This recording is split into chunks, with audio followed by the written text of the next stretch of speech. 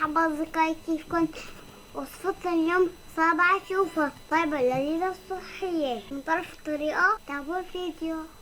أول شي رح نجيب هاي الزبدة الكبيرة نشتغل فيها. المكون الأساسي هو الشوفان حتى كاملة.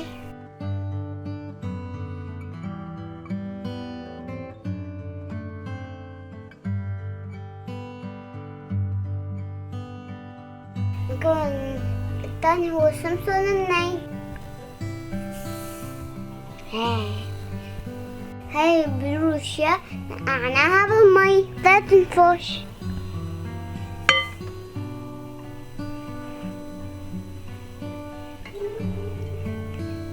هاي اللب تبع بزر دوار القمر ني مو محمر، ما في عليه لا أي بهارات ولا ملح.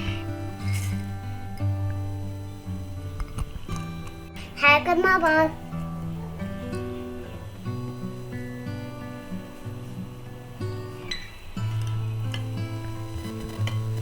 حطهم الفرن يتحمصوا. هيك بديناها على الزبدة. نحطها شوي بالفرن حتى تتحمص أما وتصير طيبة. بنركبها كل شوي تصير لنا ذهبي مطالعة. بنرجع لكم. هيك صارت شكلها وطلعت من الفرن.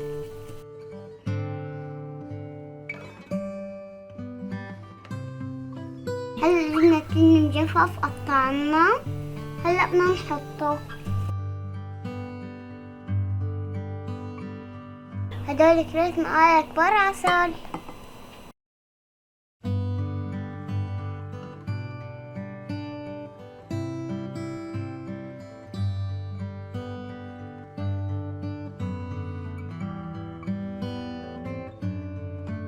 صرنا جهد التمر.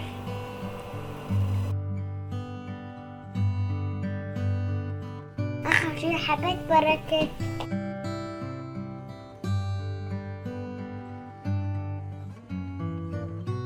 خلينا عصرنا حتى نقدر نعجن كتير منيح. صاروا بهذا الشكل. فين طبعا شكل مربع هذا مستطيلات تبع البراد. بس نحنا جبنا قوالب سيليكون لحتى تطلع حلوة.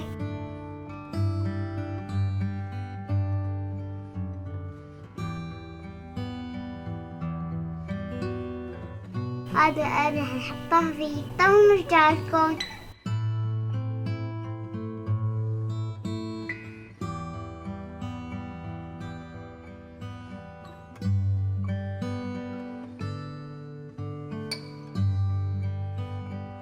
هاي حطيناها بالقوالب وهلا بنحطها في البراد شوي صغيرة.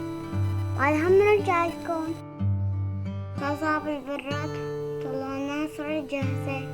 وهي أكلتنا صارت جاهزة.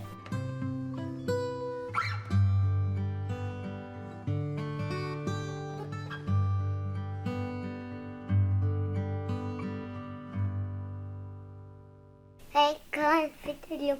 أتمنى يكون عجبكم. لا تنسوا تشتركوا بالقناة. يلا باي باي.